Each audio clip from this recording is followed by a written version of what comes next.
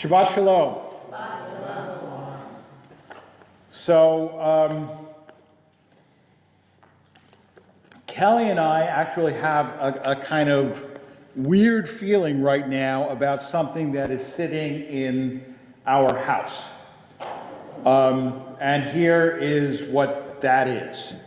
We got our ballots for the June 23rd primary on Thursday.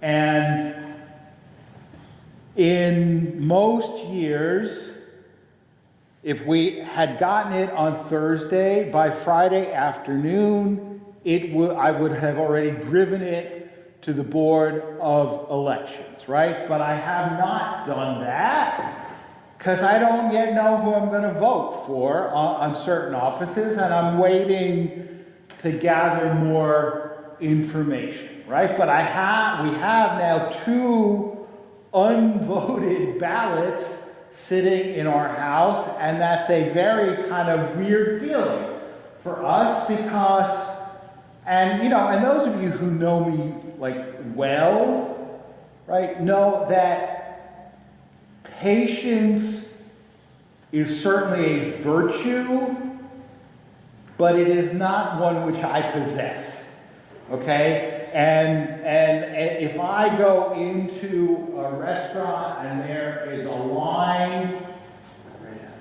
right out, okay? And sometimes, if we have an event where there's a lot of people and people will see me waiting and they say, "Right, go get food." I'm going to wait until long, right? Because standing online, and by the way, it is online, not in line, but it is.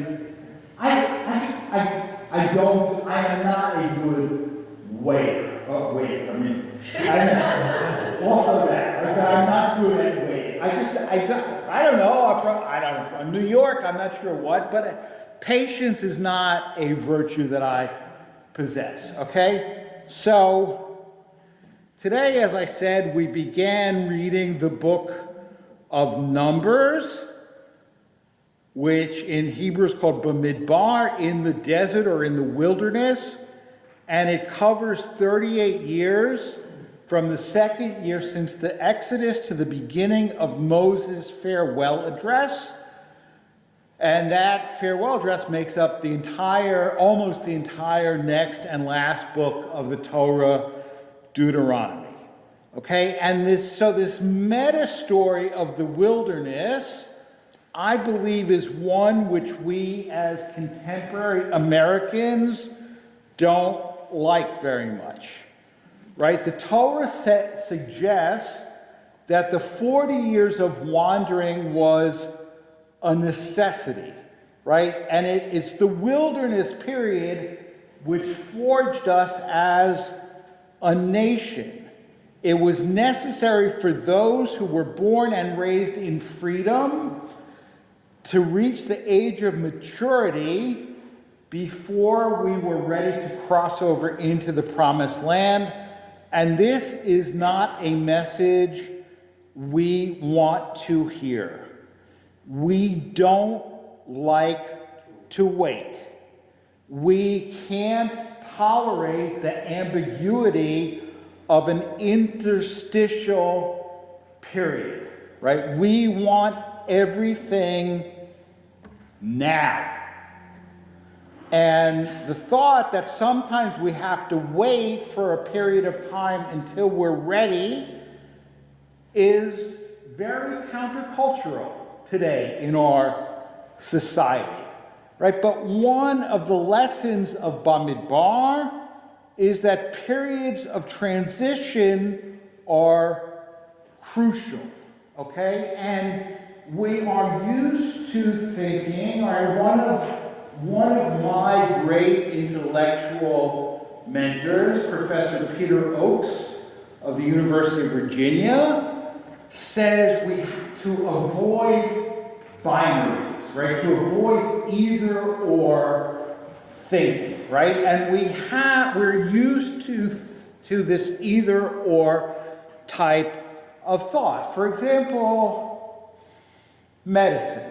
right? Medicine. Somebody's in the hospital, right? Are they alive or are they dead, right? We're used to think, and doctors certainly, I think, tend to think of that as, right? The patient is alive or the patient is dead, right? Well, you're making a face, right? Does this puzzle you? So, No. okay, good. But it's in Jewish law, it's not so. Okay, we have a concept called goses, and goses, I think, is best translated as somebody who is in the process of dying, right? You have people who are alive, people who are dead, and people who are in the process of dying. Now, you don't want to push that idea too far, right? Because we're all, right? Every day you live is a day closer to the day that you're going to die, right? So, in that sense, but this is a person who is like in an irreversible course that will inevitably lead to their death, kind of like hospice in a way, right? Palliative care, we're not going to try to treat the underlying condition, right? But we keep them comfortable, which again is a problem. I mean, having done hospital chaplaincy, right, and the person may give a very clear order, a DNR or whatever. They want palliative care. They don't want the underlying medical issue treated, and then the kids will come in and say, "You're killing mom." No, we're not killing mom. We're fulfilling mom's wishes, right? But so that idea of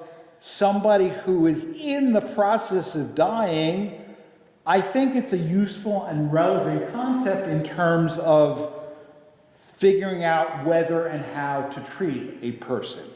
Okay, and another area where I think there's a lot of misconceptions because we're used to the binary is bar or bat mitzvah, right? And the first one, and many of you have heard me rail against this, but the idea that bar mitzvah means son of the commandment, right? Hi, I'm Charles. This is my dad, commandment, right? No, right? I mean, bar mitzvah does not mean son of the commandment, and bat mitzvah does not mean daughter of the commandment. Right? What does that mean, son of the commandment, daughter of the commandment? And if you know Hebrew and you were following the Haftarah this morning, Saul tells Jonathan that David is Ben Mavet-hu, right? Ben Mavet-hu. What? Son of death. It doesn't mean a son of death. Right? He's not the son of death, right? His father's not a professional wrestler. He's not the son of death. He's the son of Jesse, right? But what does it mean when Saul calls David Ben Mavet? He's a dead man walking, right? Which also is not meant literally, right? But, right? Or he has been marked out for death, right? He deserves to die. He will soon be swimming with the fishes, right? Wearing concrete shoes at the bottom of the Hudson River. I guess right? That's the idea, right? Ben Mavet does not mean son of death. It means somebody who is marked out to die. So a bar mitzvah is somebody who is obligated by the mitzvot, right? Obligated to observe the commandments, right? And the second misconception, Jacob, I got bad news for you. Bar mitzvah does not mean you are now an adult. Actually, it's bad news for you too, because it means you still got to keep paying his bills, right? For another 6 months. What? For another 6 months. Another 6 months? Yeah. He's going to be 18? Yeah. In 6 months? Wow. We're getting old. But still, another 6 months, right? But Professor David Kramer of JTS wrote an article a few years ago exploring the legal history of bar or bat mitzvah, and it's very technical, I'm not going to go into it, but he demonstrates that, and it's in the Parsha this morning, right? They're taking a census of men age 20 and up, right? Not age 13 and up. Why 20? Because that was the age for the draft. That was the age that you could serve in the army. You could go out to war. It was also, if you were Kohen, that was the age you started officiating as a Kohen in the sanctuary, right? So for certain things, age 20 is adulthood, and also in the Mishnah, right, for marriage. I mean, you could get married earlier, but 20 was considered the ideal age for marriage, right? So most of those of us who are married or who have ever married got that married late, according to that, right? But, so, what does bar mitzvah mean? It doesn't mean you're an adult. It means you have begun the process of becoming an adult, right? And we know now that I think you're not really an adult until you're sometime in your late 20s, because your cerebral cortex is still developing, right? But, right, it does mean that you can count for the minyan, you can lead services, you put on tefillin, etc., but it doesn't mean you're an adult in the full sense of the word, right? So again, it's a kind of neither here nor there. It's not a binary, right? It's not a binary. Okay, now, during Pesach, I spoke about Michael Walzer's great book, Exodus and Revolution. And Walzer concludes his book with 3 points. Wherever you are, it is probably Egypt. The promised land does exist, but the only way to get there is through the desert together. There are no shortcuts, right? And those 3 points, I think, are valuable in our approach to life, right? We're in a wilderness period as a congregation right now. And I think that we have to grapple with this in a much more thorough way. It's not a question of doing this thing or that thing a little bit differently or a little bit better, or doing the same thing just in a different place that's more affordable. But it's really rethinking the fundamental question of what the whole point of a synagogue, a congregation, really is, right? Because American religious life is changing, right? I mean, I read something that astonished me because I really didn't know it, but for the last X number of years, the Southern Baptist Church, which is the largest Protestant denomination in the country, it is the second largest denomination in the country after the Catholic Church, they've been losing members. Like significant numbers, right? And most Christian denominations are losing members, and the number of churches that close every year in the United States is massive, right? So the difficulties that we face, it's not just because Montgomery Village is a quote-unquote changing neighborhood, which means that people who have kids who go to public schools don't want to move here anymore. That's part of it, but it's not all of it. I keep going back to the 2017 Greater Washington Jewish Demographic Study. And I hope that the Federation will do another one soon, because 2017 is 9 years ago, and it's also pre-pandemic, right? So a lot of the processes that it points to have only accelerated, right? But we used to, like, Kehilat Shalom, it was a bar and bat mitzvah factory, right? And if we lost 30 families a year, who cared? Because we gained 30 families a year, right? But when we were losing the 30 but no longer gaining the 30, oh, we got a problem. So the leadership at that time panicked, I think.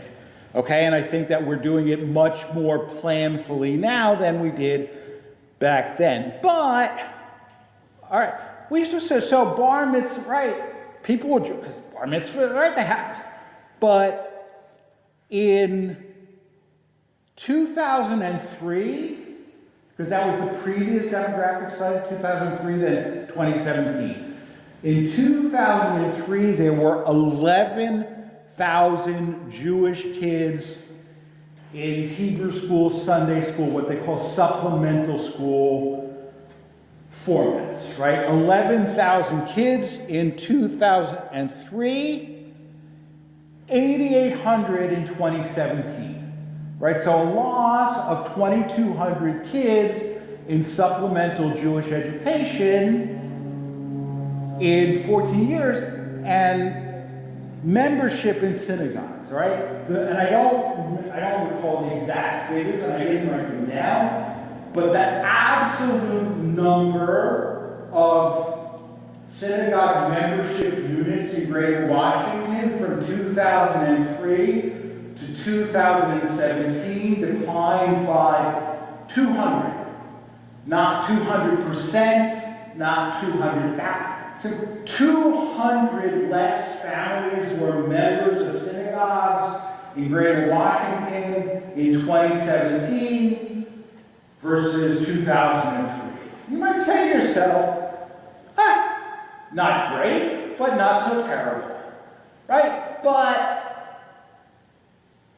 the Jewish population grew by 40% over that time, right? There's slightly fewer members of synagogues, but the Jewish population has grown by 40% in the meanwhile, right? And so this is complicated stuff, and it's not just us. And I will tell you, pretty much, because I know all the rabbis, right? This synagogue may be in more trouble than this one, less trouble, but they're all dealing with losses of membership. And moreover, losses of kids, right, in the schools, and closing their daycares, right? I mean, and as long as we think it's just us, we'll never figure this out, because this is not a Montgomery Village issue, it's not a Kehilat Shalom issue, it is a societal issue. And how do we, and the problem, of course, it would be great if we said, okay, for 1 year, all we're going to do is figure this out. Right? But we can't, got to have services, right? You got to do all the things that we do while we're figuring it out, and that's where the problem. But I think that simply the recognition that we are in a period of transition, and we got to go through the wilderness together, but we got to go through it, will help us reach the promised land. Yeah, Michael. It's not just a synagogue issue. My cousin, Dr. Billy Pivnik, who also worked on 9/11 in terms of the memorial, just wrote an article about the collapse of institutions in society, throughout society. Right. And its effect on democracy. Yeah, no, absolutely. And people have been talking about this for a long time. The book Bowling Alone, which came out now 25, 30 years ago, right, by Robert Putnam, because bowling leagues used to be big, right? Bowling leagues used to be big. I mean, you know, this came up actually in Your Friends and Neighbors. I don't know how many of you watch it, but the collapse of bowling leagues, like whatever. But bowling alone, what does that mean? Because more people are bowling than ever before. But they're bowling alone. They're not bowling by themselves. And Putnam, obviously, it's not just about bowling, but it's exactly that. Is a book about the loss of social capital in the country, right? And there's no doubt that is partly responsible for the polarization in our society, because we have, by the loss of institutions, you know, like when I was a member of the Rotary Club in Norwich, Connecticut, you know, I had lunch every week with people who disagreed with me about everything except the importance of community service, right? And you know, it's hard to hate somebody that you have lunch with every week. Right? But yeah, so absolutely right. It's definitely not, it's not synagogues, it's not just houses of worship. It is pretty much every institution in American society that is collapsing, and it's a problem. There's no doubt about it. Anyway, running late, Shabbat Shalom. Musaf, do as quick as you can. Okay. Oh, stop this. I can go like fast, but like so fast people won't be able to hear, so it's like difficult. No, just don't do